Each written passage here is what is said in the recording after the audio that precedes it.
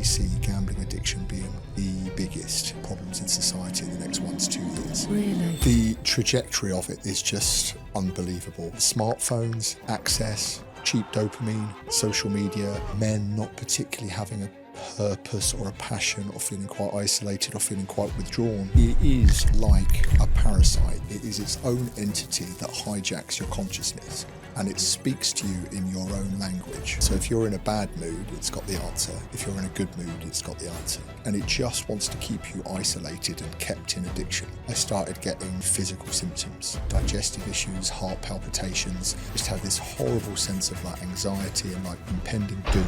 The universe is literally telling you now, you won't get out alive carrying on like this. Take this olive branch while you still can. What would you say to somebody out there, Matt, who's just watched this and thinks, oh, maybe I am just going from the I enjoy it to the compulsion stage? One of the biggest ways to tell if you're a compulsive gambler is...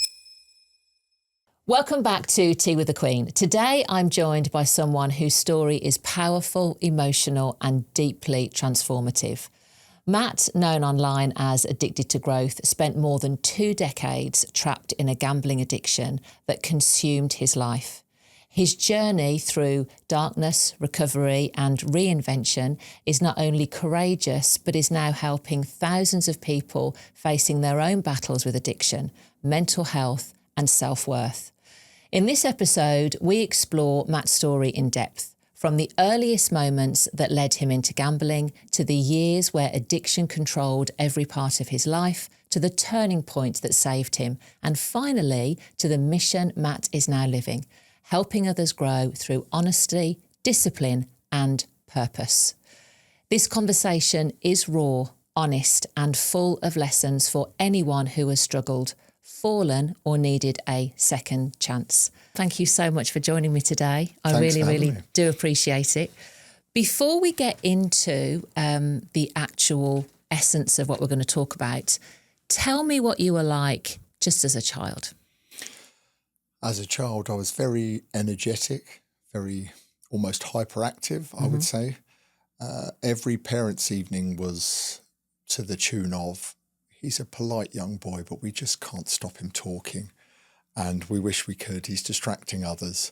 So kind of, I suppose, think ADHD personality put into a younger boy body. And that was me when I was growing up.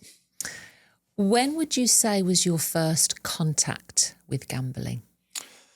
The first initial contact would have been when my dad, who wasn't a gambler, would often play fruit machines at a service station. If we were out and about on a family day, he might put 50 pence in, and if he was offered £5, he would take it and maybe buy us an ice cream or something. And I was always fascinated kind of by the lights, and he would let me hold the buttons. And it was all kind of very innocent, but that was probably a single digit age, definitely, of maybe 7 or 8 years old. That was a contact that the world of gambling existed. Yeah. And at that point, did it feel completely harmless to you?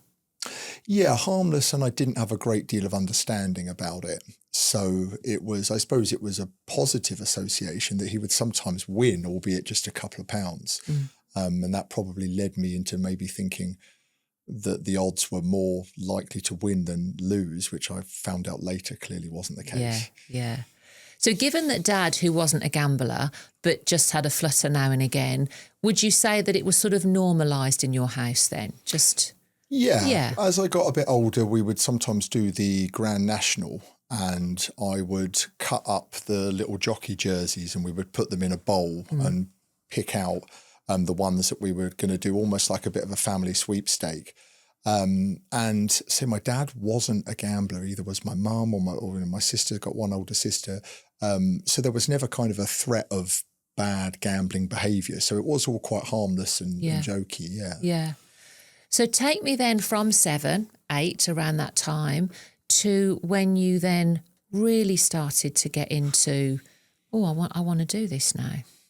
How old were you then? So I remember when I had a paper round, so I was probably 13 and a half, and I had saved up some money to go on a family holiday to Newquay. And I remember I was kind of old enough to be allowed to kind of go away from my parents a little bit. And we were at this hotel and I went down to the games room to see what was there. And they had this Simpsons fruit machine in the corner, which was 5p a go and you could win £5 as a jackpot.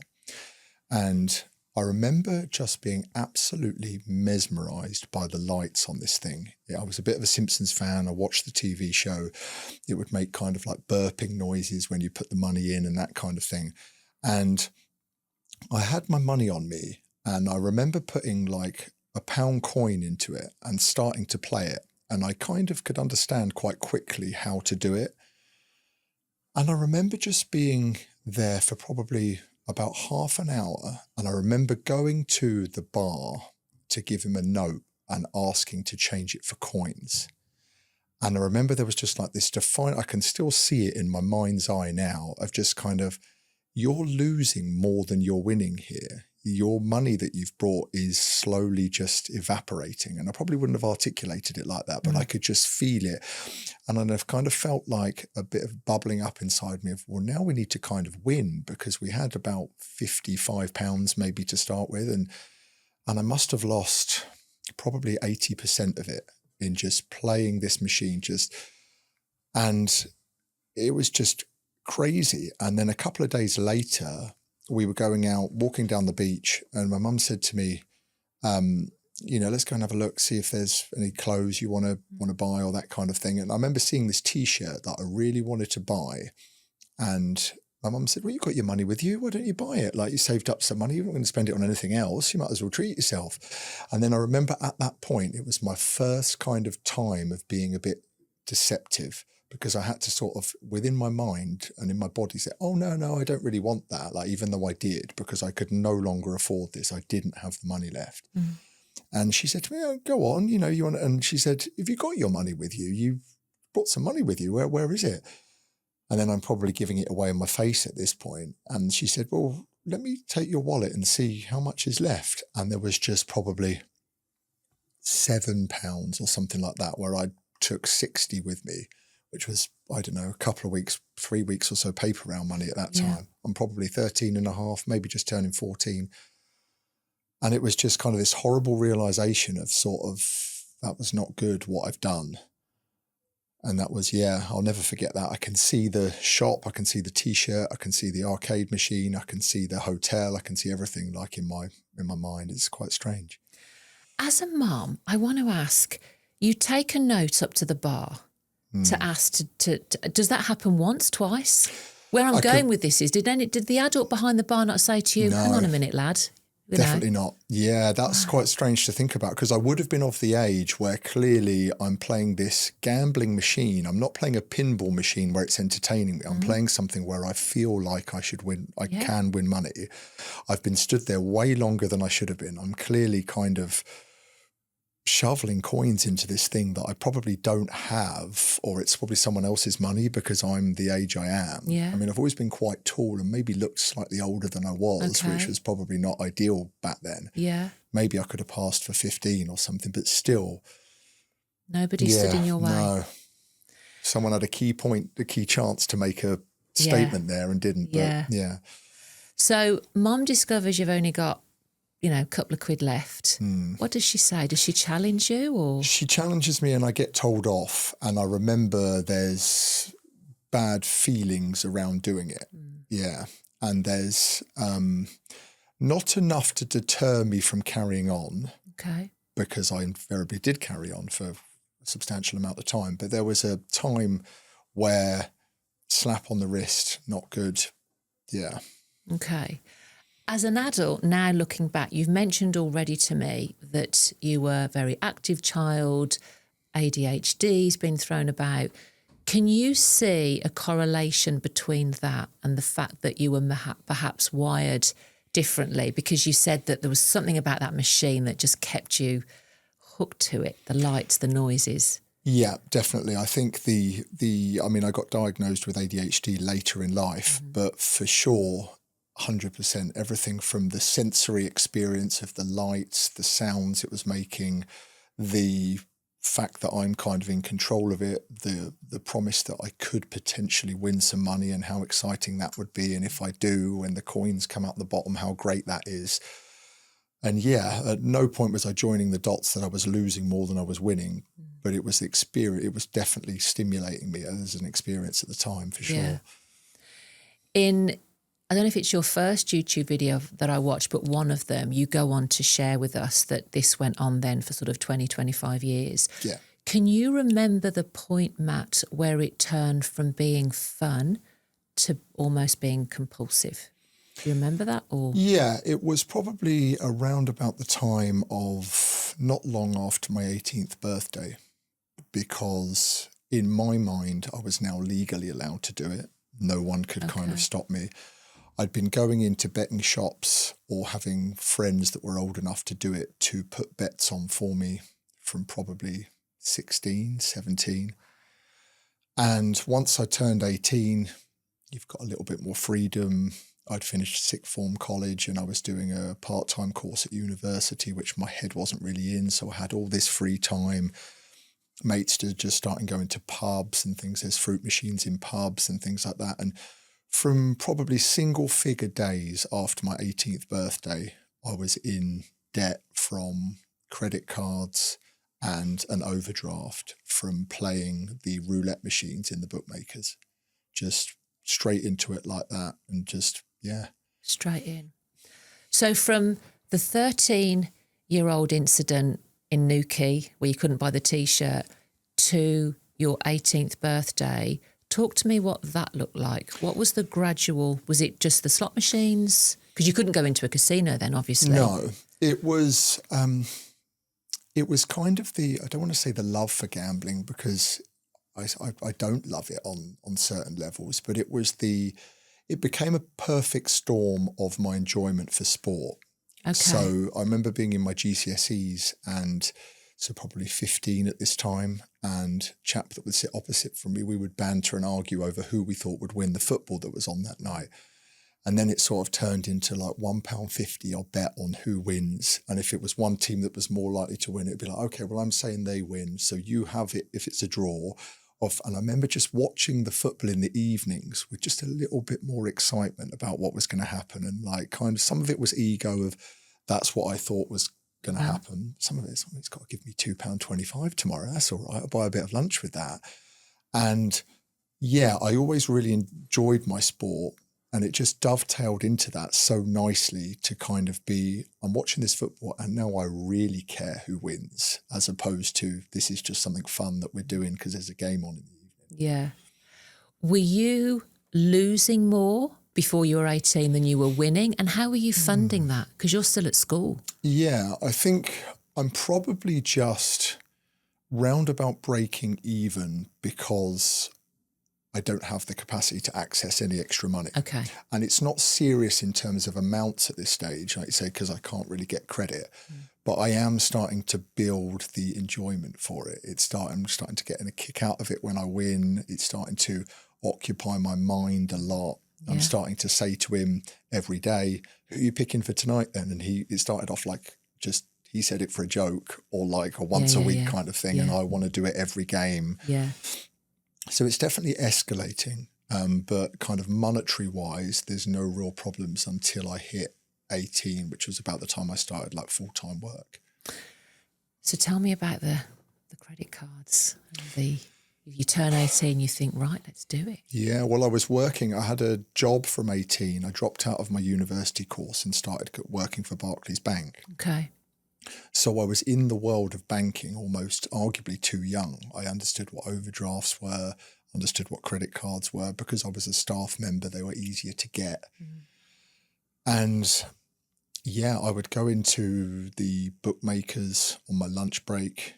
I would often request the 11 o'clock lunch break. This was probably a year or so later when things started to escalate. But the working day would start at 9. And I would just want to go into the bookmakers to play the roulette machine. And it was, I was just thinking about it constantly. And then not too far after that, I'm starting to lose significantly more than I win, understandably, kind of with the odds stacked against you. And then it starts to become about the balance sheet, if I'm behind with my payments, and then I need to, I think the only way out of it is to gamble. And I'm so in that world to think that that's something that could work as a strategy, because I've had wins in the past and it kind of, the addiction had its claws in by then big time. By the time I'm 18, 19, definitely, yeah. And give me some context when you say that you were losing more than you were earning, that the balance sheet wasn't, what are we talking? Talk about figures. So I'm placing bets of multiple £100 at this time. And my monthly salary is 860 something pounds after tax. So it's not uncommon for me to have 250, 300 pounds on a football match when I earn that. So it's a large chunk of my wages, which is pushing me backwards month on month financially, in terms of what I can get, which is why I'm kind of leaning into getting credit everywhere. This is probably 2004, 2005, where bank credit was very easy to get. They were practically throwing it at you. And I would go to other banks to open accounts, to get loans from places that I didn't even bank with. And yeah, it was just a frenzy of kind of gambling and robbing Peter to pay Paul and trying to manage creditors and just being completely consumed in the behaviour of addiction. And were you still living at home at this stage? So you didn't have a mortgage? Yeah, okay. Still living at home. And were you still paying mum and dad rent, or what was the go there? I was paying them probably £100 a month rent, which was probably about the going rate. And I probably should have paid more because I had a lot of disposable income, earning about £900 a month with not really many commitments. And my money would just slide through my fingers every month of just like, I never really brought much for myself. I never really did a lot. I just lost it. And they didn't know that I was in debt at this time, because I would keep a lot of the statements and things hidden. I went to the post office to put my, to speak to Royal Mail about me picking my post up from the post office so that it didn't come through. Yeah, I went and did that down when we lived in Farnborough. And I would always kind of sometimes try and drive to the top of the road and catch the postman before he came, if I knew, because I knew the bank would always send a letter of, oh, we've extended your limit from 1,000 to 1,500. And I knew that my mum would kind of, oh, lots of letters for you. What are they? You're not that much of an adult yet that you're getting kind of, and it was, and it was, I remember about 2006, I woke up in the night feeling really, really poorly, almost like with food poisoning. And my mum comes in from the other room like, what's going on? Are you okay? How are you feeling? I was like, oh, not very well. And she sort of propped my pillow up to kind of sit me up, and almost £3,000 of cash fell out of my pillowcase because I used to sleep on my pillow, and I'd always have a wad of cash, irrespective of how much debt I was in. I would usually have a wad of cash because I'd either just borrowed it or maybe I'd won, or it was just, my net worth was flying backwards, but I would usually have like some money with 2 rubber bands around it. And I used to put it underneath my pillowcase and sometimes feel for it in the night to check it was still there. And I was kind of almost like laying on this money thinking like, if someone's going to come in and get this, they've got to come through me. In this moment, I'm just ill. So like, I'm not really thinking about it. I'm just groggy. Yeah. Just what did she say? I think that was the time that I went to my first Gamblers Anonymous meeting in Reading. Yeah. And that was kind of like, it started to seem that I had a bit of a problem. I came clean about some debts at that time. Can you remember how much debt you were in at this point? Because you're still, 19 now? Yeah, 20? I never would have came clean about all of it. This is probably early 20s now. Okay. This is probably 21, maybe 22 at this point. Yeah, maybe 21. And I'm in debt, but I would never have owned up of how much. Really? Yeah. I've not actually said about this, but I remember going for a job with Barclays Financial Planning at a Rownham Services on the way to Bournemouth. Met this lady who was going to give me a promotion. And I must have been 20, maybe 22, 23 at this time.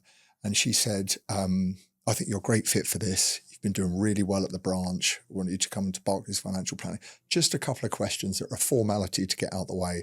I can't remember what the first 2 were, but the third one was, do you have over £20,000 in unsecured debt? And she just asked it in such a flippant tone, like I was going to say no. And I said, yes, I do actually. I was like, I can't lie because they're going to find this out. Yeah. And her face just kind of like sunk. And I was kind of like, oh my God, I've just blown this opportunity. I'm not going to get anywhere with this now. And I remember kind of backtracking and be like, oh yeah, my dad hasn't got very good credit and he wanted to buy a car. So I took out a loan to help him. And I was just kind of like, oh, and I never got the job. I ended up to have to do a presentation in Birmingham and it never worked out. And I remember thinking it was probably because of that. It was just like, how on earth are you going to advise people on financial planning when you're the age you are and clearly something's awry here? Having that level of debt at such a young age, knowing what your income is, did that ever scare you?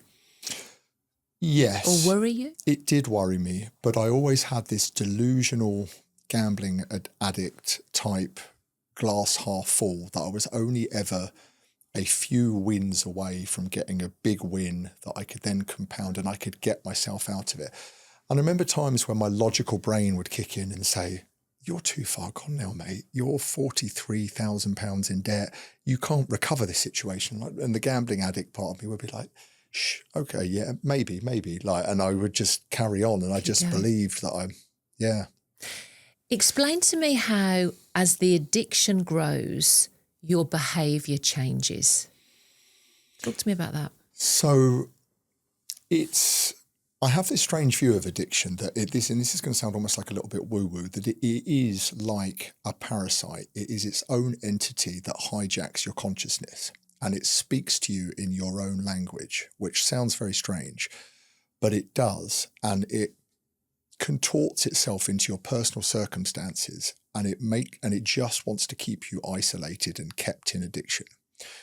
Anytime I had thoughts of saying I should probably be honest, I need help here, like I need someone to help me, it would be like, no, they're going to be so cross. This is going to be such a don't reach out. Even people like my parents, later on in more recent years, like my girlfriend, no, they're going to be furious at this. They're going to be furious that you've gone back to it. They're going to be, you're going to be ostracized, that you can't control this. And so you never really do it. You never really take the olive branch that you can get. You just stay in like isolated and kind of fighting it. And it just became so overwhelming to the point where I would wake up in the morning thinking about it and I'd be borrowing money. I'd be spinning people stories on why I needed to borrow money. Often telling half-truths, never meeting the repayment terms of kind of paying it back. And just like a real horrible period.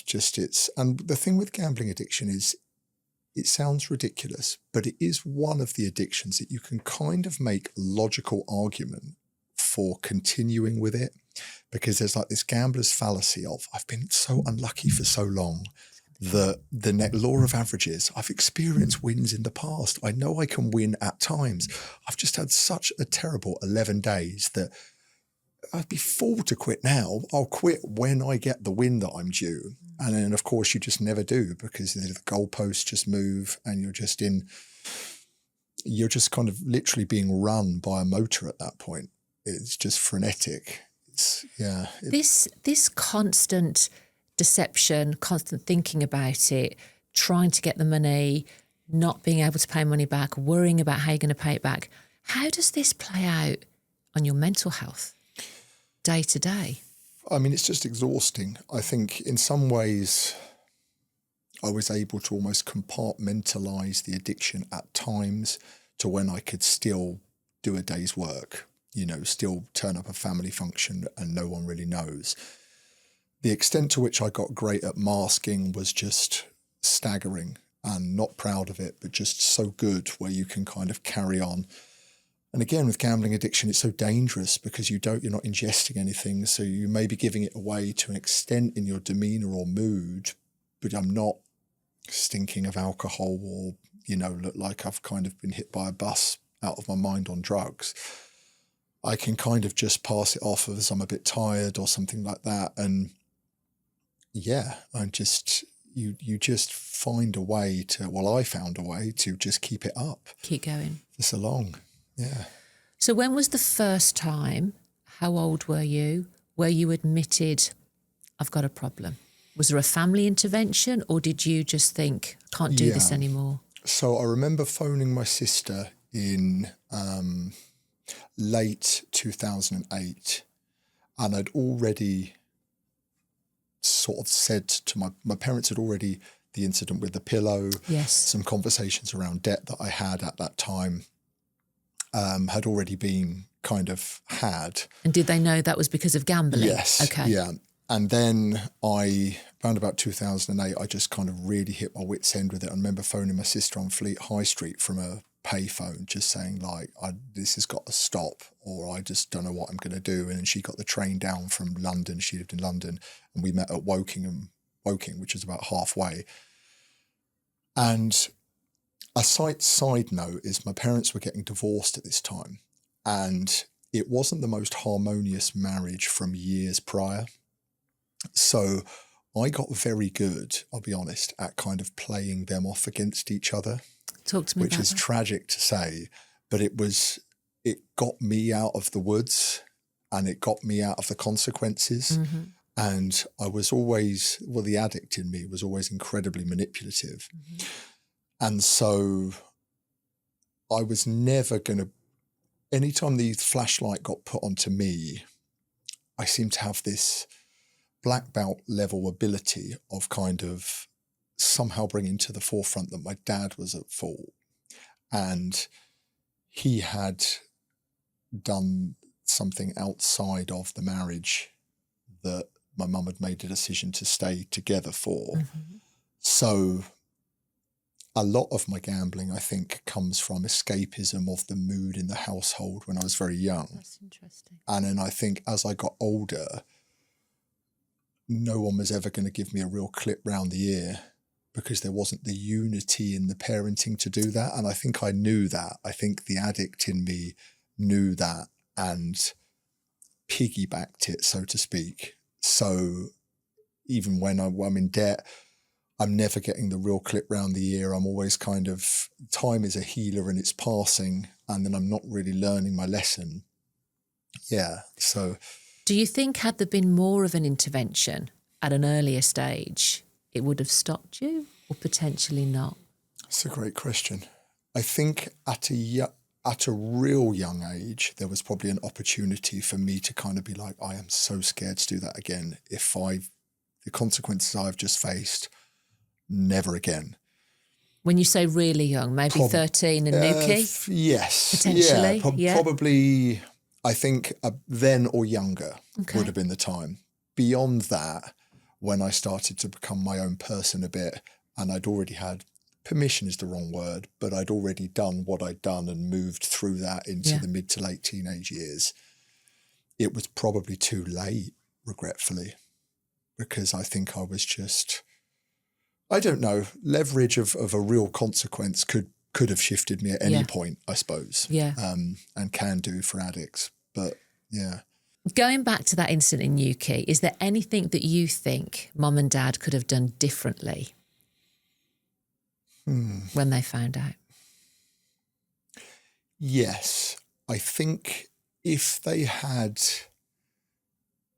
somehow, and it would have been difficult for them, realised that I had a problem, or this was a gateway to a problem, and could have sat me down, educated me a bit more about gambling, maybe empathised a little bit with what I was experiencing when I was playing the machine, and kind of realised, but in the same breath saying, this is dangerous and people don't really win when they do this.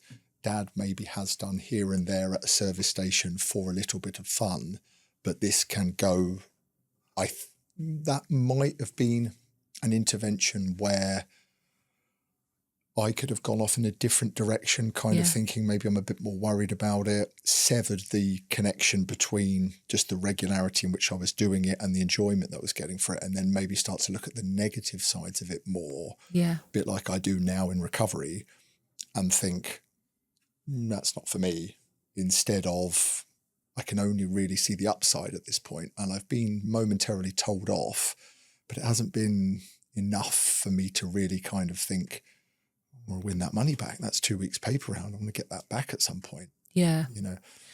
And would it be fair to say that whilst Dad put a few coins in, your dad, a few coins in the machine, did they really comprehend gambling addicts? No. Because if there was nothing like that in your family, perhaps they thought, all right, he's been a bit naughty on holiday, gone a bit silly, but it'll be fine. Yeah, I don't think they had a clue about addiction full stop, certainly about gambling addiction. And there was possibly a level of denial maybe. Perhaps that's harsh in, well, he's not going to go and up like that with it. So this is just what 13-year-olds do, or for which I should imagine probably as a parent you could quite easily do. Yeah. And, you know, looking at it through a sort of a lens of benefit of the doubt. But in hindsight now, it probably would have been better for me ultimately where things ended up if it was a bit more disciplined. And did Mum and Dad know at this stage, and I'm still talking, you know, early 12, 13, 14, that you had ADHD? Had that been diagnosed? No. Okay. No, I mean, I'm 41 now. So this is a long time ago where it wasn't certainly not a thing like it is now. Okay. And it was just, I was the poor attention span, talkative, hyperactive, energized child that, was never going to be looked at through that lens. So, there wasn't enough education around it back then. To help. No. I want to go back to where you talked to me about phoning your sister. You'd had enough. You thought, this is it. What happened just before that call to make you think, I've got to reach out? So I had phoned my dad and asked him to borrow £1,500 while I was standing outside the Coral betting shop in Fleet High Street. And I had already lost, I think, at least that morning. And I gave him some story about the fact that, like, it was so important that I had it because I was going to get in trouble for a debt or something like that. Or I was going to use my Barclays share save scheme, which I knew I couldn't access, but I told him that I could, which was where some of your money went towards buying some shares that they were supposed to save for you. Yeah. And he sort of reluctantly did it. And then I must have lost it in probably 20 minutes. Wow. Yeah. Wow. And it had gone from just this frantic space of, I've lost loads of money. What am I going to do? Oh, Dad, jump into character, the sob story. Oh my God, he's given it all to me again. Oh my God, I've lost it all again in like 2 hours tops from the first stage of, That must be and then just so exhausting. Yeah, just kind of like the door just slammed behind me. I'm just like, oh my God, what now? Just like, can't really, blurred vision, can't really see anything. And just like, where do we go from here? So you call your sister. What happens? Sister. She came down and said we met at Woking train station. And I was honest with her that it had been a real problem for me for a while. I had built up a lot of debt. How old are you now? I am, so this is, I'm 24 at this point. And roughly how much debt have you got now? 50-something thousand. And you're still at Barclays? Yes. On about £800? No, I'm earning more at Barclays. I was on £800 when I started in 2003. I'm earning probably double that now, maybe even triple. Yeah. But I've got £50,000+ worth of debt. Yeah. Definitely disproportionate to your income. Oh, massively, yeah. And beyond the point of no return. I can't fix this unsecured debt now. It was probably closer to 60. And I earn what I earn. I can chip into it, but I've got to live a life. Yeah, yeah. You know, I'm approaching my mid-20s. Yeah. Like, I've got no hope for mortgage or any kind of setup like that. And that was where, when my parents got divorced, actually, was February 2009. And this was probably December 2008 that we're having this conversation. And then I'll be completely honest, I went bankrupt in the end of 2009. Wow. So I left my job at the bank. And I think I went bankrupt with, I want to say, £66,500 worth of debt. Yeah. That had just accumulated from like banks that I'd never had accounts with. Wow. And just, mad, totally mad. So did you go into rehab after the conversation with your sister or no? No, Not I started going to Gamblers Anonymous at that time. And then from February 2009 till the 1st of January 2013, I didn't gamble. So 3.75 years I didn't gamble. And how was that? It was fantastic. Yeah. It was good. I started working for a gym because I was really interested in health and fitness, and I decided that was where my career direction was going to go. And I kind of told myself that the universe had intervened in me not working out at the bank because this is what I enjoy, and I'm not living for the weekends as much. Worked with a great group of people. Very nostalgic for those times because it was really, really good. Yeah, clearer headed, more mental bandwidth. Didn't really even think about gambling very much. Was just focused on kind of what I was doing and sort of rebuilding my life.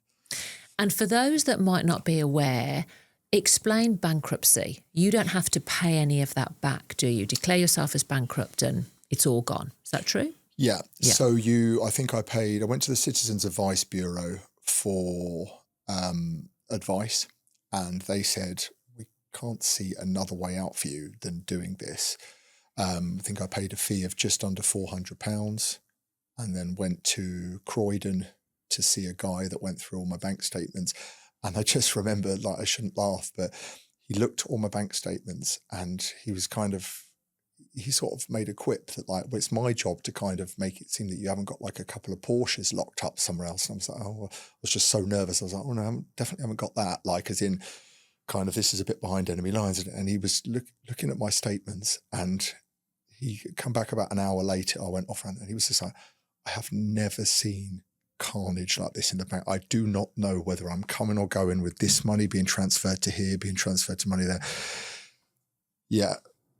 Okay, we'll agree it. Like, and it was almost just like I've lost the train of thread of just like you're moving money from this, because I used to move money from one account to another account when my mum asked if she could see my bank statements and things like that. I used to do telephone banking, quickly transfers, like in another room, and be like, I'm just on the toilet, like, and so I was often moving money that was inflating the turnover and looked like it just a mess, an absolute mess between about 5 or 6 different banks. And he was just like,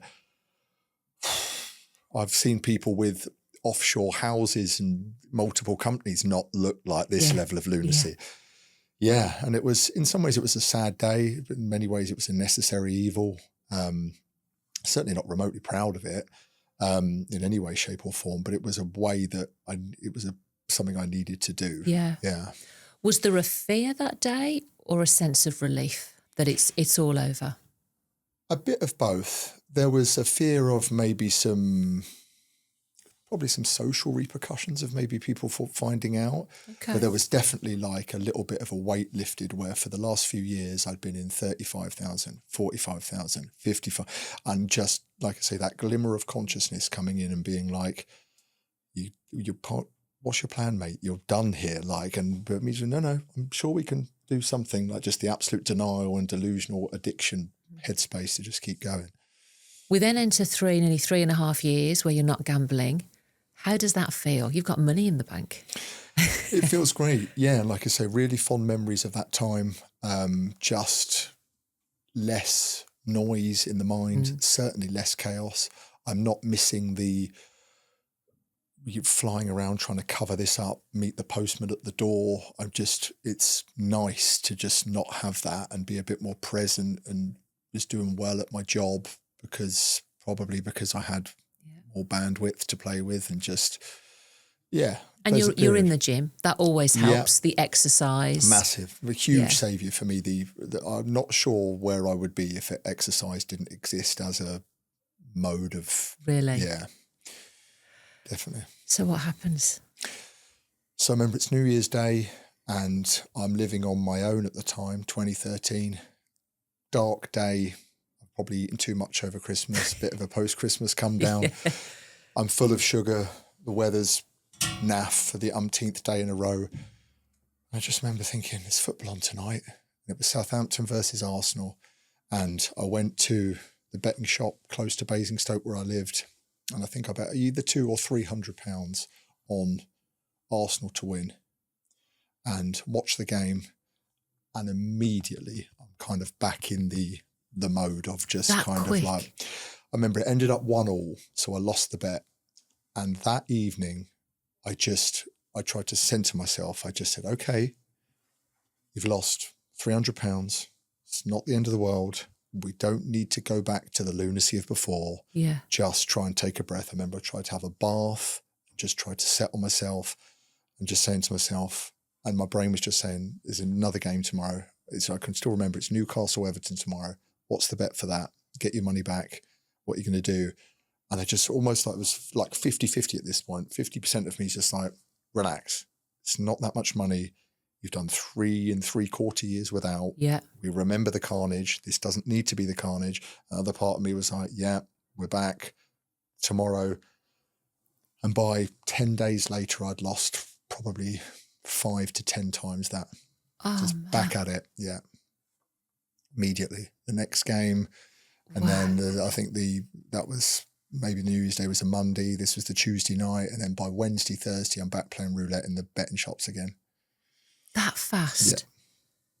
Yeah. Back to the behaviours. Yeah, and started taking out payday loans, Wonga and Quick Quid, and that was very much the rage and that back then. So yeah, I remember going onto the, I think my dad's laptop that he'd left me because I didn't have my own, and doing a Quick Quid loan at the end of that week for like with the most obnoxious APR you've ever seen, £750. Oh my God. Yeah, just like, I've got to get money. How are we going to get money? Don't get paid. I got paid early because it was Christmas, and just, back into the madness. As an addict, you must be so creative, gambling addict, in finding different ways to get money. Yeah. And not even, well, are you worried about how you're going to pay that back in the moment? Or in the moment, is it just, I've got to get the money? In a moment, it's like any kind of moral compass, I'm so sad to say, just evaporates. It's just like, I want to get money to gamble now, first and foremost. Mm-hmm. And then the addiction will obviously spin it like, well, to definitely win and then pay them back. So like, it's not that much of a misdemeanor because we're just going to quickly win and pay them back. So there's that rationale that is just completely false and deluded. But there is just, such an overwhelming urge to continue to gamble at all costs that it's just like, can you lend me some money? I've got a check clearing. I'll pay you back on Monday. I've just been caught short. And it's just like, there is no check clearing. There is no plan B if I lose this money. It's just the here and now. It's the short term, no long term thinking. It's just now. Like, and it's just the deluded in the bigger picture circumstances of they'll get their money when, but also just such a frenetic compulsion to continue gambling. Yeah. And because of the bankruptcy, you probably can't get cards just yet? Because how long are you bankrupt for when you're declared? Is it 6 years? It's 6 years. Yeah. So I'd been very good with my credit between early 09, or or 08, I think it was 08 or 09 when I went bankrupt. And this early 2013 time is I'm just now able to get the payday loans and things. So I can't get overdrafts at the bank or anything like that, but I can get the low level stuff. I can get the 39.9% credit card or that kind of thing. So to an extent, the damage was limited to what I could do at that point because I certainly can't go back to borrowing what I did before. No one will let me. But there's friends, family that want to do favors or may help, that listen to a very convincing story about how this has happened or that's happened and how unfortunate that is for you. And you do for family. You do it for family because obviously you love and trust them. Mm. So you're back to gambling every day, once a day, twice a day? Pretty much every day. And I'm just back to that.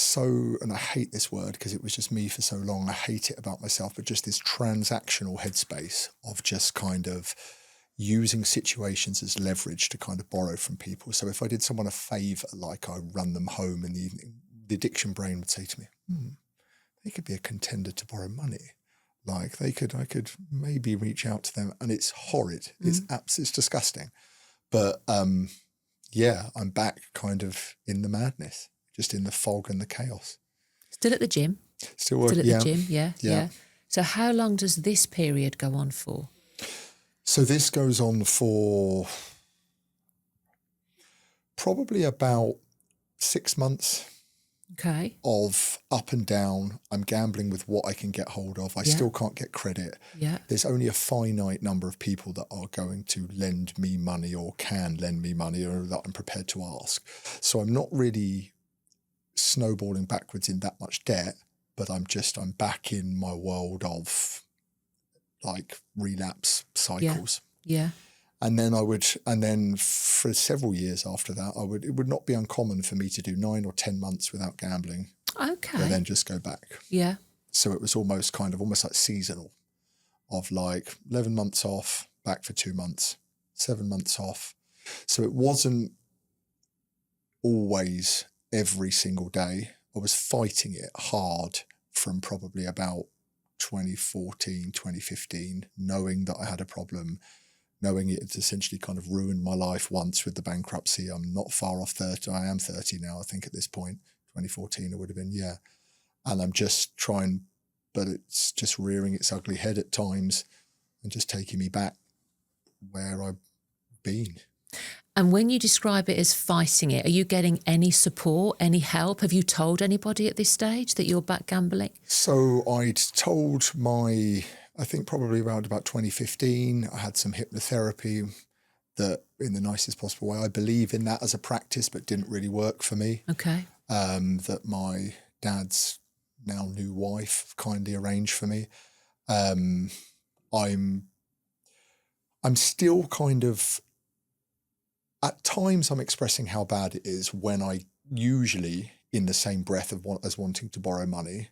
In other times, I don't really want anyone knowing or talking to me. So I'm just so they don't know the extent of what I'm struggling when I go back to it.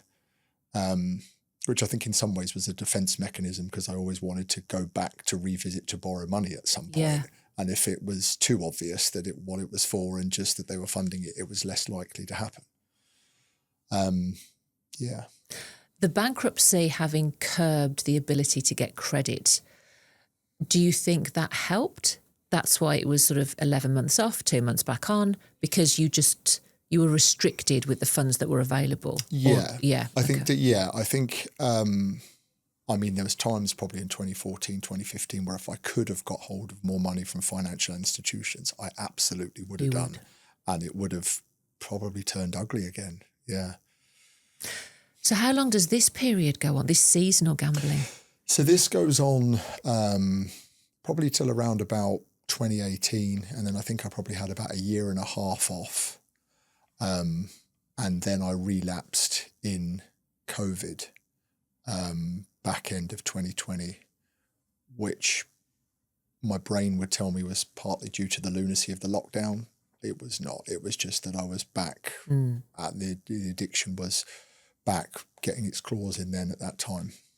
And given that you could start and stop, did the addiction then say to you, you can do it you can stop anytime you like? Yeah. It's fine. It's not an issue for you anymore. That's the thing. So I always, I went to a kind of a life coach once, and she said, one of your biggest problems is when you get off the bottom of the ocean. I said, what do you mean by that? She said, like, when you're really in the crap, pardon my French, there's leverage to change, there's leverage to stop.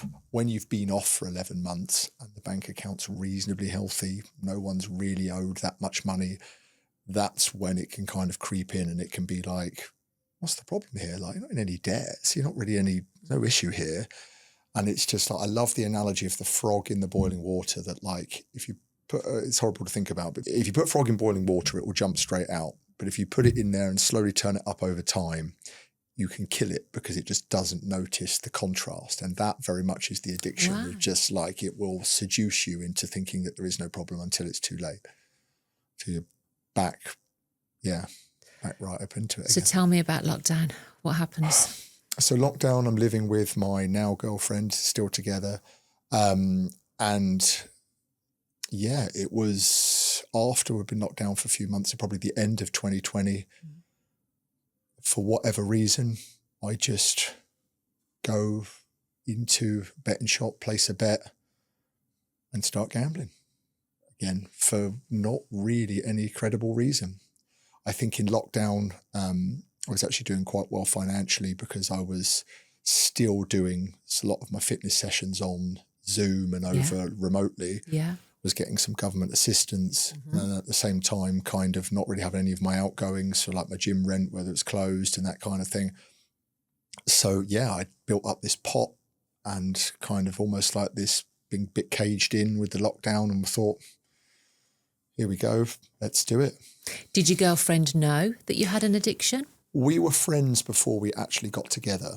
So she had known about some of my troubles with it. But this was the first time that she had experienced it. Yeah. Sort of end of 2020 going into 2021. And are you open with her, or are you going back to hiding it and not letting her know what you're doing? I'm hiding it.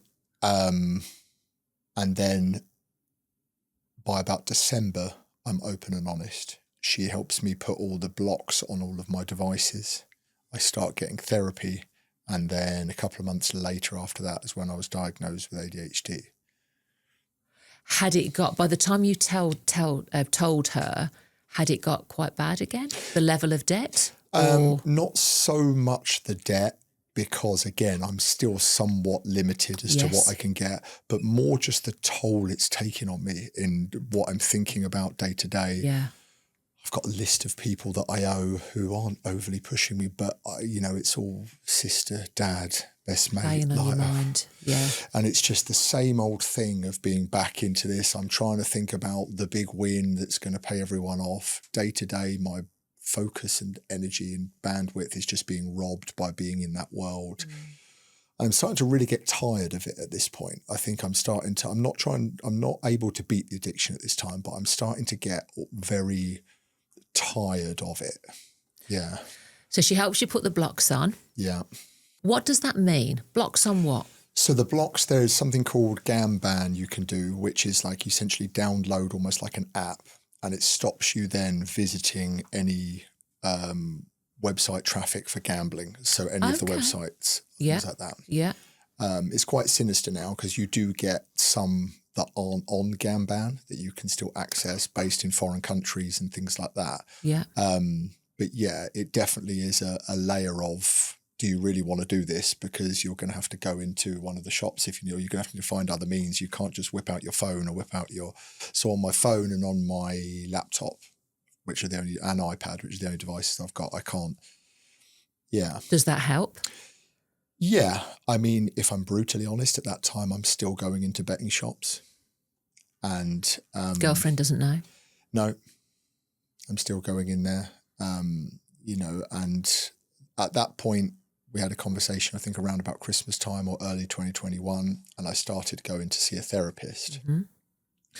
And he was very useful in a number of ways, but the main way being, he said, I'm not like completely qualified to do this, but I'm almost sure that you've got ADHD, so you might want to go through the process of that. Obnoxiously long wait on the NHS waiting list of about 18 months. So wasn't prepared to wait for that. So managed to get the money together to go private, and then did like the screening, and got pretty much diagnosed off the charts. Why did he say that? What had you told him that made him come to that diagnosis? Great question. I think he was looking at my patterns, probably asking some therapist type style questions that are above my pay grade that made him think. And he had a big background in neurodivergence, which I didn't know at the time. Yeah. I actually got referred to him from one of my personal training clients, and he was local, good rapport with him. And that was probably the biggest thing that I got out of that, because that then things changed a bit internally once I had the diagnosis, helped me understand things a little bit better. How did that make you understand? It made me understand.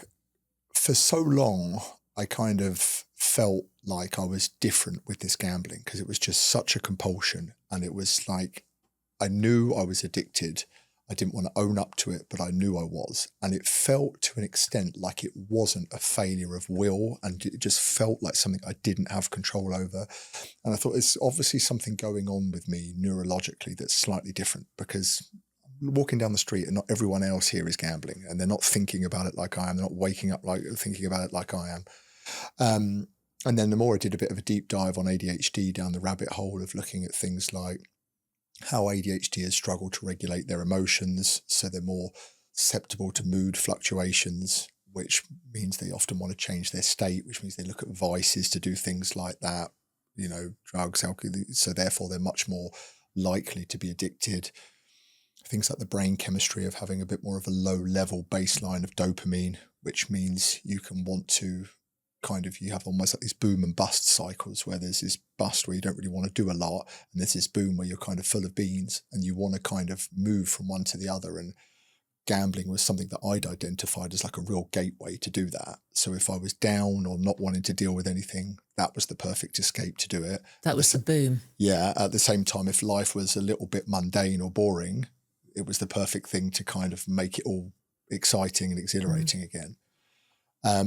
So yeah, it made sense that I could have that and some other kind of quirks that I have, being late, poor attention span, that kind of thing. The way my brain seems to work slightly differently to other people in terms of conversations I've had, and that, it made sense. And it was good for a time because it kind of, I went through almost like this phase of letting myself off the hook a little bit and being like, see, I was just going to say, the addict now brain you've got almost the comes label. back in. Yeah. And it says, see, mate, it told you that it wasn't your fault. Never mind, not a lot you can do about this. Might as well come back to gambling. And I'm sad to say that I have gambled again since then, largely under that rationale. And yeah, there's a strong link there between the neurodivergence and the likelihood of addiction. And towards the end, was the need or the compulsion to gamble to satisfy the boom or to repay what you owed, to go for that win, or both? Because you mentioned to me earlier, I just got so tired. I was so fed up of this.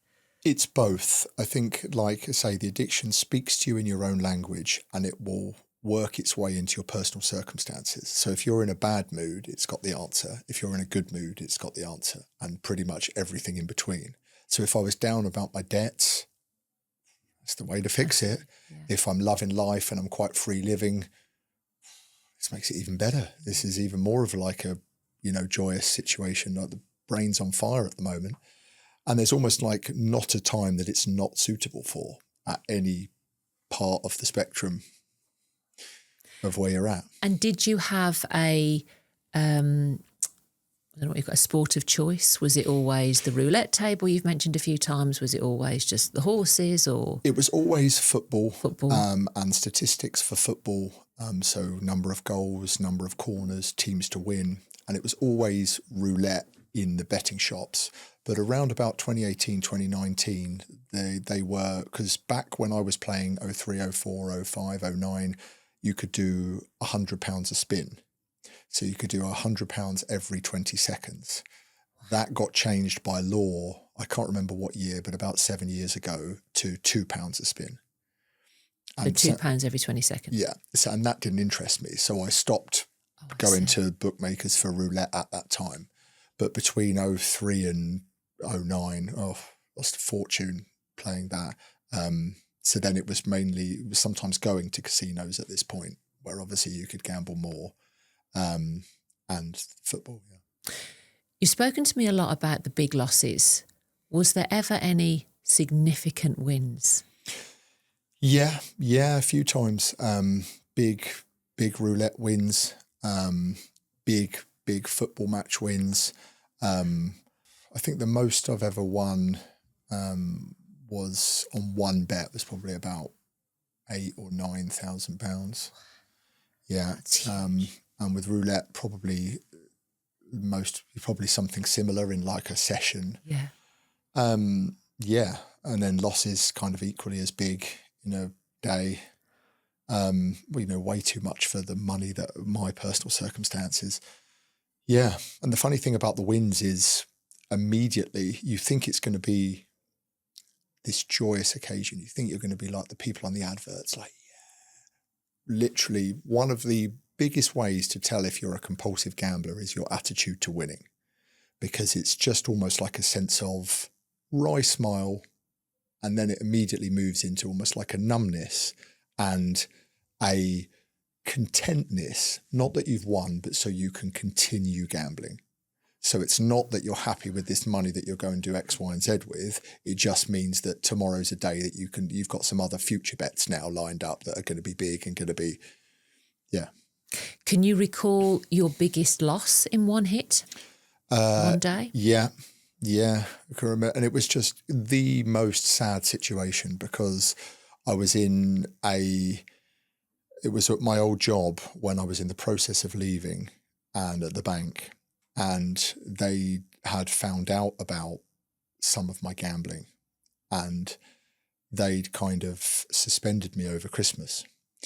And I didn't take a penny, but they could see, a bit like the guy with the bankruptcy, just the ins and the outs and the ins and the outs. And they were like, well, we know what you earn. These accounts are turning over 100,000. What's going on? I think they thought I was like drug running for like Somalia or something like that.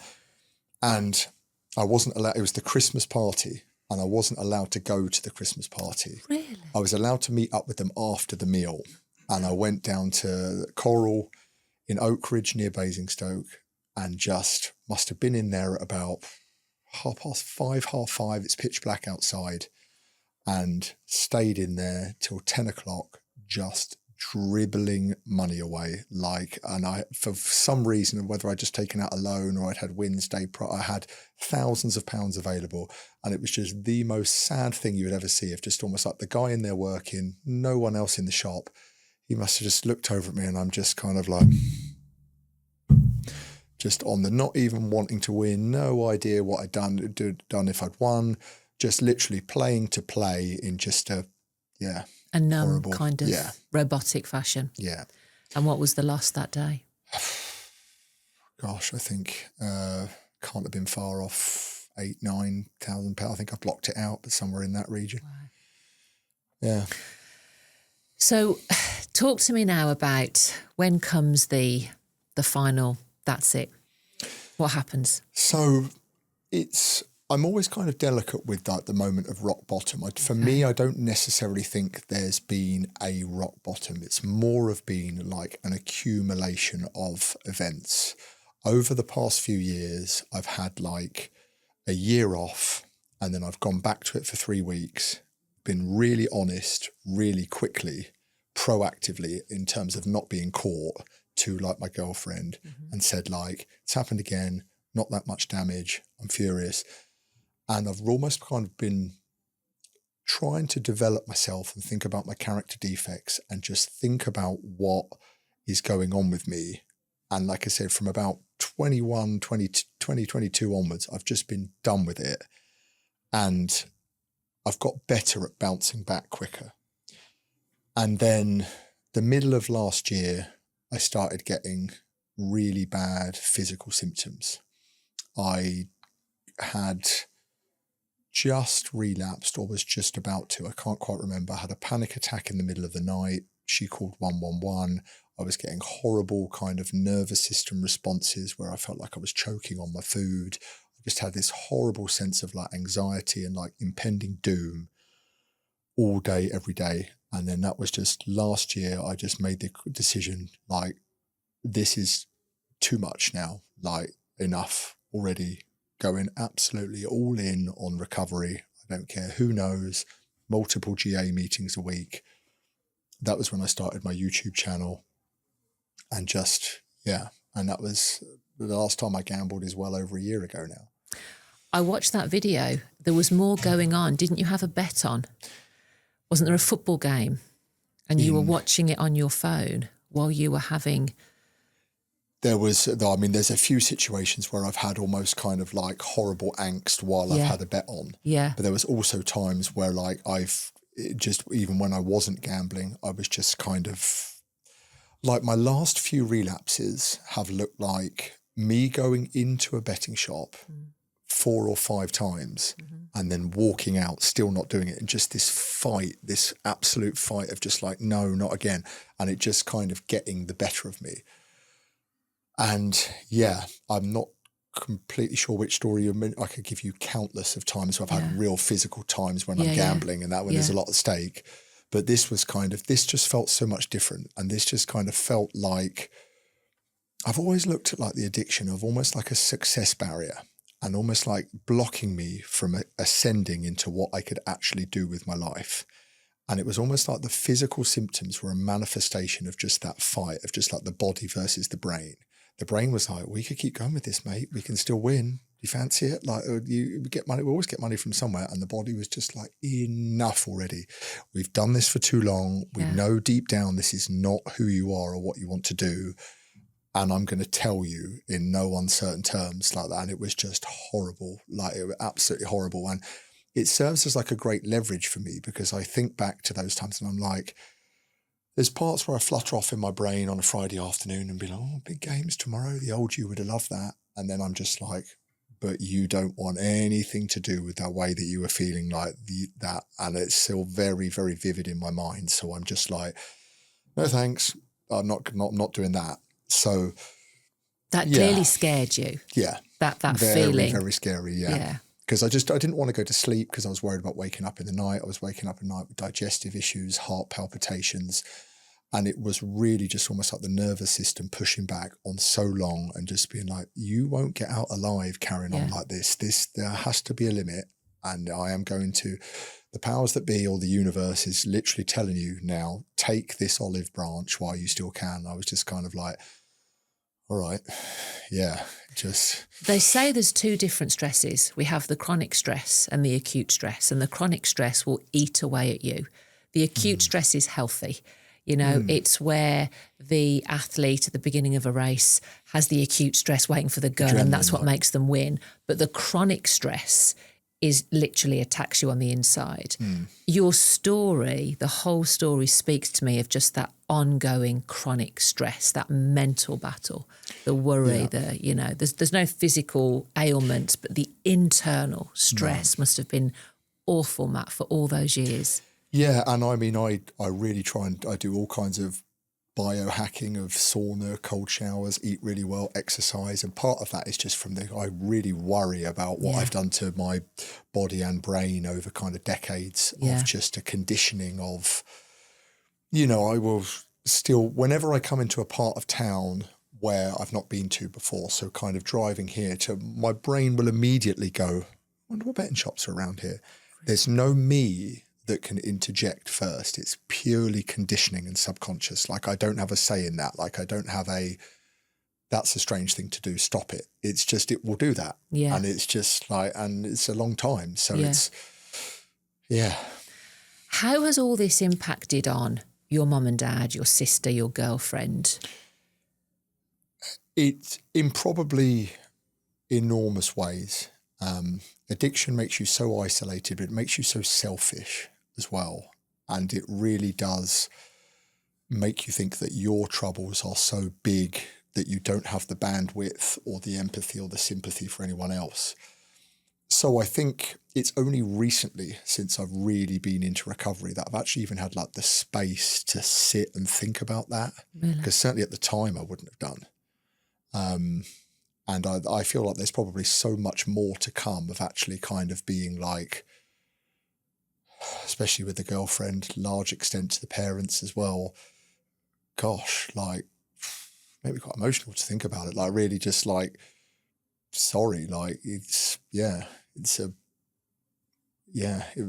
was times where I just wasn't there. There was times where I was doing things that I really would have loved to do, and that I just wasn't present to. Countries I've been to, I won't get those experiences back, like when I was just thinking about gambling. Just such a shame. Do you think there is now a second element to deal with, not just the ongoing fight and looking after your health, but also those feelings of shame, guilt? Do you think that's something else that the addict has to then work through? Yeah, definitely. I think because you've got guilt and shame at a time when you're in active addiction, but you don't have the time or the inclination to think about it because you're just firefighting and you're being run by the parasite. But when you break away from that, that's what you're left with.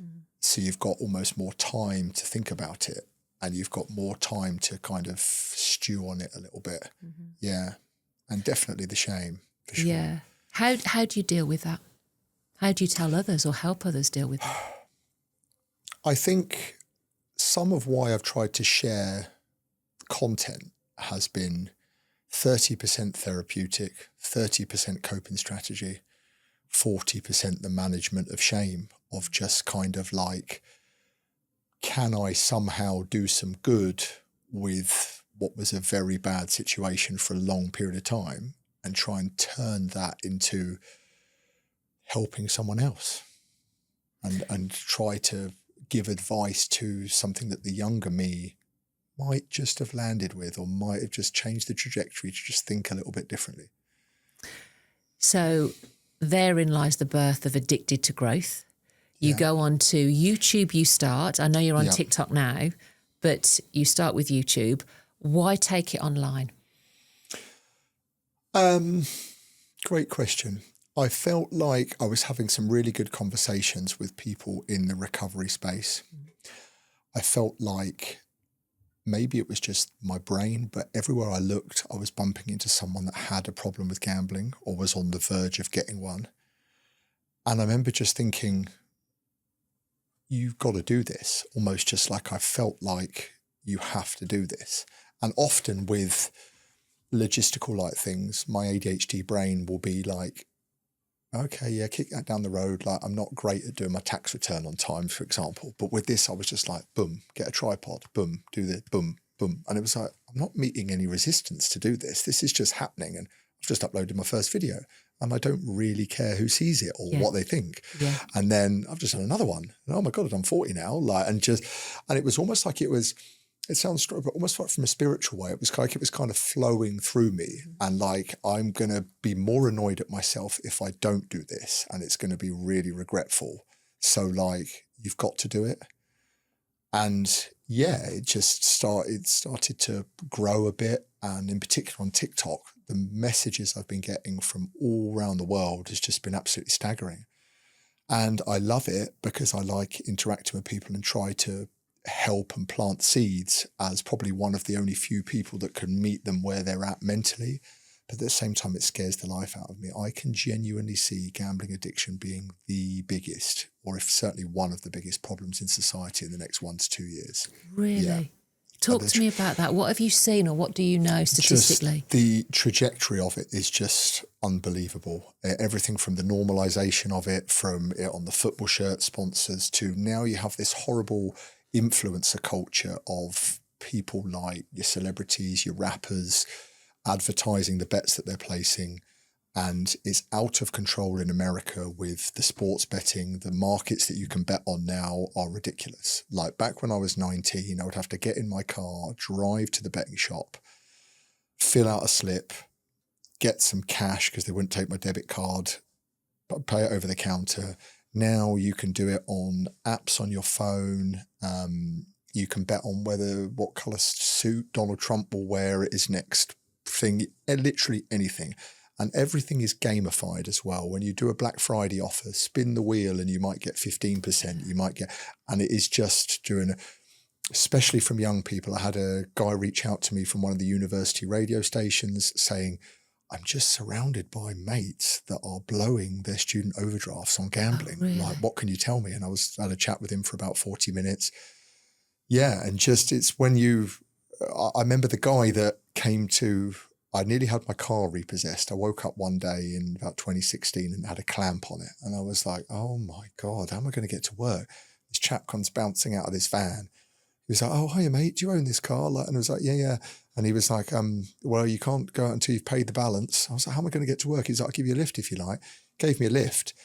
And I was like, well, how's this happened for you? And I was like, I'll be honest with you, mate, I've got a really bad gambling problem. My finances are all over the place. I've not paid my lease for a couple of months. He's like, interesting you say that, because I think I've got a gambling problem. And this was the guy that, I never forget that. Like, just like, really? He was like, what can you tell me? Like, my gambling's getting out of control. And, like that, you don't believe what you see what you believe, kind of thing. But it was just, And I think smartphones, access, cheap dopamine, social media, I've got to say it, a lot of men not particularly having a purpose or a passion or feeling quite isolated or feeling quite withdrawn. It's a tonic to keep you in a way of, and it can be so damaging.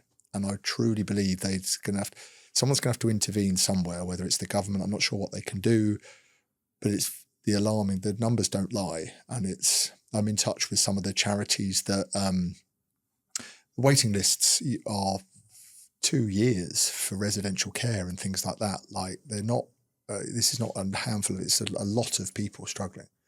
Goodness me. And seems to be getting worse. So yeah, that again kind of played into my thinking of, if I can help people, I can kind of educate, if not now, then when? Yeah.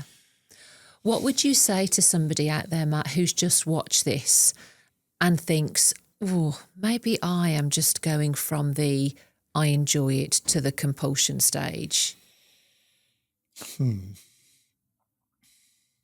I think you have to be very, very honest with yourself about whether you think you can gamble in moderation. Because people say to me, do you think gambling should be banned? I say no, because I'm well aware there's loads of people out there that this can be a enjoyable pastime and they'd be annoyed if it didn't exist. But there's a lot of people that will stay in that world of, I'm not quite sure. And the sooner they get into the world of, I can't control this, this is going to escalate over time and have nasty consequences and repercussions, then they can address it. And until you accept it, you can't. And it's case by case basis. There's lots of variables. Only that person knows. But for me, what's helped it, touch wood, make it stick, is there's a difference between recovery and abstinence. Abstinence is, I'm not going to gamble this week. Recovery is, I am a gambling addict. I need to do this, that, and that to make sure that stays the case in a form of routine, possibly most likely for the rest of my life. Yeah. And I know that sounds extreme, but there's, you want to smart people almost learn from other people's mistakes. Yeah. And sometimes there needs to be a leverage if you're going through a certain amount of pain to change. But I would say try and be honest with yourself. And if some of what I'm saying sounds familiar or resonates and you think that could be you, the sooner you get onto a bit of a road to recovery with it, the more it will, or the better your life will turn out. It's good advice, because listening to your story, the periods where you abstained were almost, you were constantly in that brace position, sort of just white knuckling it, like, I'm not going to do it, I'm not going to do it. But as you say, there was no acceptance perhaps of, I have ADHD. Okay, that's why it stimulates me so much. That's why I'm so addicted to it. Accepting of that makes it easier to then deal with it potentially.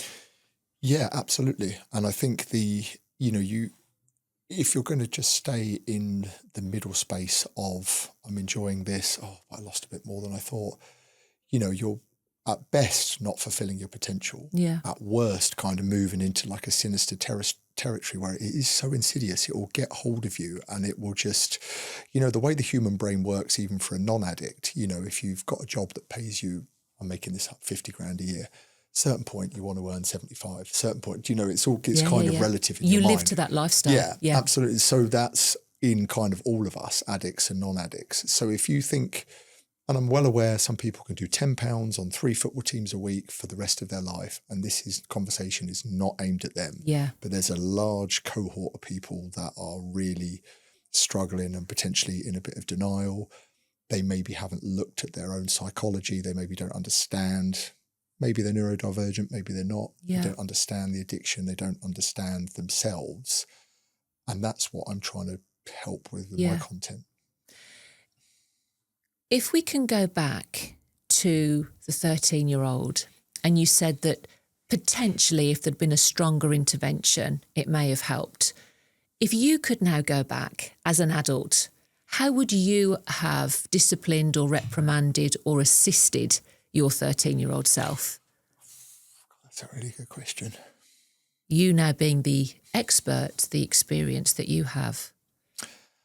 I think I would do 2 things. I would, on one hand, warn about the dangers of gambling and try to create some leverage of how serious it was and be like, don't do what I did at 41, change.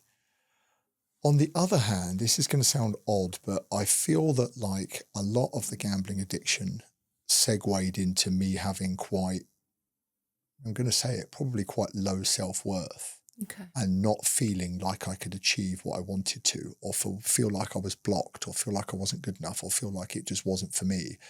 And every time I met the resistance of that feeling, I didn't like it, so I gambled to escape, rather than pushing through and being like, actually, I could probably do this if I just got out of my own way, understood a bit about imposter syndrome, and thought, why not? And I think I would go back and tell him, actually, you can do what you want to do. Don't let anyone tell you can't, and have a good go at it. And the going at it will be more stimulating and more rewarding than gambling ever would be. How many people reach out to you now, Matt, now that you're on social media? Get multiple messages, probably double-figure messages most days. And is there a theme amongst the people that are reaching out? Yeah, it's the language that people use, like, I'm really suffering, I'm in like a complete meltdown, like I don't know what to do, like I'm just completely depressed. Can you help? And it's difficult to go by case basis, like, and speak to everyone. No exaggeration, all four corners of the globe, Africa, Iceland, Norway, America, Wow. all over Sweden, all kinds of gambler, India. It seems like it's different, set up slightly differently in different parts of the world, but ultimately the addiction is the same. Way it stimulates people is the same. What it gives people on the front end and takes on the back end is the same. People, messages from men whose female partner is really struggling, vice versa, females who boyfriends are really struggling. I think my partner's got a problem. I think he's lying to me. So many different scenarios of just, one guy told me he nearly missed the birth of his second child because he was gambling. People just desperately it's hard. Like, it's hard to read. Like, and it's hard to try and take that on in some ways, but it just shows the power of it and shows the numbers that are struggling with it. And in turn, although your whole channels now, is about helping others by sharing your experience, by reading those messages, knowing that it's not just you, does that then help you? Yeah, definitely. I think I didn't quite realise that this was going to help me in this way. I thought it was going to help me clear my head, be therapeutic, and whatever percentage of the day I had to think about gambling, it would take up that bit. Yeah. So, but actually it's twofold. It's one, the stories I'm hearing that I can just absolutely believe to be real for sure, are just astounding and just constantly refreshing me of the bad side of it. Yeah. But also it does feel a little bit like, I had a lady message me, like, say, I'm 3 days off. And I messaged about, keep me posted. And then, like, she messaged me, like, the other day, like, 43 days off. And I was like, oh my God, wow, that's brilliant. Wow. Like, and I was kind of like, there's no way I can gamble now because I've got this army behind me. I'm the commander in chief. Like, it's just like, I've got to, and it's a real kind of positive leverage. So I've got to be the beacon of hope for people. There's no way I'm falling because, like, I'm leading us into the trenches. That sounds silly, but just in my mind, the way I think about it.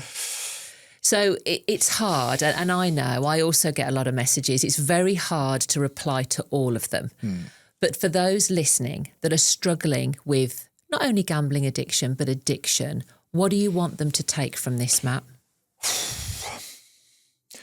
I would like them to take the fact that proactive recovery is possible. Recovery is possible for sure. It's not easy, but it is definitely possible. And however rock bottom, frustrated you feel you are, absolutely you can. There is a better life ahead of you if you can deal with this. Mm-hmm. I'd like them to take the idea of reducing some of the shame around gambling addiction. I feel it in myself and I know others feel that, and that probably stops them talking to their nearest and dearest. That stops them reaching out. I get people messaging me saying, I don't want to follow you because if I follow you, so-and-so is going to know that I look at this page and it's a bit weird, but I'm really, really struggling. And it's kind of, like, bless you, like, just, what must you be going through? I can kind of relate. And just kind of thinking about how doing something positive can be the real good antidote for addiction. So for me, like I say, that was fitness, that was working hard on everything from my habits, self-development, learning about the brain, getting to a good routine that suits my ADHD, eating certain things and not others, and that kind of thing. And if you put your energy in that direction, that can really help, because often addicts are at best bored, at absolutely best completely bored. And the message I get probably most is, what am I going to do then if I don't do that?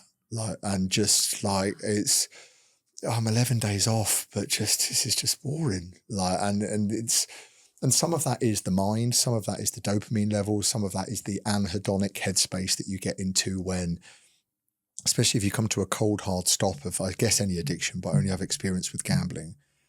You are not going to, I remember it very clearly, you are not going to get joy from anything else. You could go to your favorite restaurant, it tastes like cardboard. You could go out for a walk with the dog that you love to bits. It feels like a waste of your time.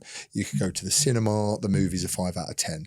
You have to pass that phase where the brain chemistry settles down and the dopamine gremlins come off the seesaw to the point where you're a bit more balanced, and then you can and for some people that's, if they're lucky, 4 weeks. For some people that's 4 months. Wow. But you have to almost like detox and like starve the mental parasites out, as strange as that sounds.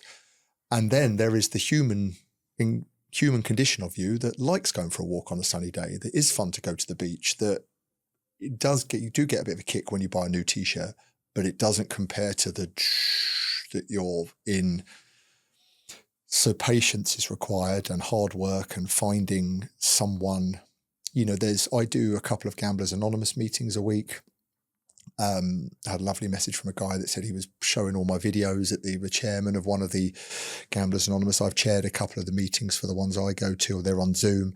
There is a Gamblers Anonymous meeting somewhere in the world pretty much every hour of every day, whether it's Sydney, Australia, whether it's Korea. So you can you find one of those, and there will be like-minded, non-judgmental people that want to speak to you, want to hear your story, and you're not in this alone. So try and, And what would you say to the families and the partners of a gambling addict? How can they help? How do they get the support? I would default to an answer of, you can reach out to this, that resource. But what's so much harder is, if you're in a relationship with someone that actually doesn't want to quit, I really feel for you, because I don't want to say there's nothing you can do, because that sounds defeatist, but some people will get defensive if you raised subject to what phase of addiction they're in, and they just wouldn't be in the right place to hear it. You can do all the most proactive things and it fall on deaf ears. So I would say, try to, use the word loosely because they probably are already in a slightly distorted relationship with them, but try to sympathize to a degree that it is like an illness, and it is something that takes work and almost like medicine to overcome. And that doesn't look like big pharma. It looks like being surrounded by the right people, going to meetings, staying connected, potentially having your cards taken off you or your access limited. My girlfriend came with me to the shops to self-exclude me. She's taken my cards off me in the past. What does that mean, like self-exclude? Sorry, so that's where you go into a betting shop and say, I've got a problematic relationship with gambling. Can you ban me from this shop? And they do? Yeah, they will ban you. If you take a passport-sized photograph in and sign a paper, they will ban you for 12 months. Yeah. There is also a system called Moses. I can't quite remember the breakdown, but it's multi-operator services or something. And that's a phone call that you can make and say, I live in Windsor. Can you ban me from every betting shop within a 25-mile radius from here? Jeez. The only thing I would say, though, is that is less reliable, because if you're not known to those shops, you won't be recognised. Therefore, you would most likely still be let in. Whereas if you go to the one you're in every day and you're like, hi, Susie, it's me again. Please don't let me in. she's like, okay, I'll tell Karen and Neil, and then they all know it's very different. So, yeah. Do you think, and the answer to this might be no, but do you think addiction took anything from you, from Matt I don't mean the money. Yes, it took an awful lot of experiences from me. You can always get money back. You can't get time back. It took a lot of places where I was in that I'll never go to again. I remember Iceland for an ex-girlfriend's birthday. The most beautiful country you'll ever see. We're in the Blue Lagoon Spa.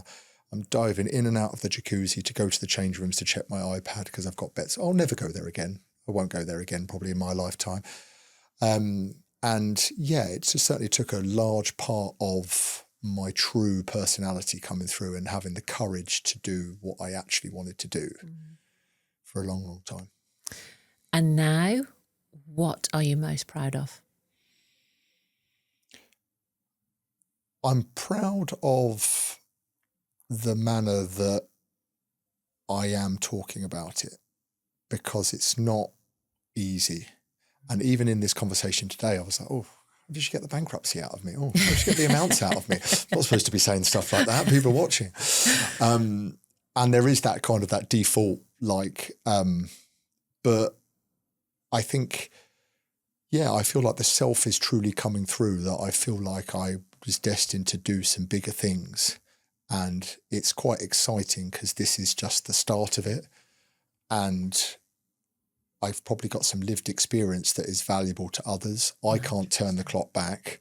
So, like the old saying, I love a quote, by the way, but like the best time to plant the tree was 20 years ago. Second best time is today.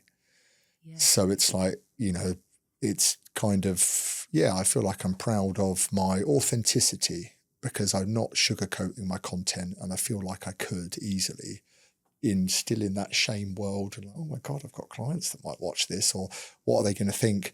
And ultimately the mission of helping people is just too great for anyone to think that's not very good, or I don't like that, or someone's opinion. There's too much at stake for that, pardon the pun. So proud of that. Just leaves me to say thank you. Really appreciate that, Matt. Thank you for having me.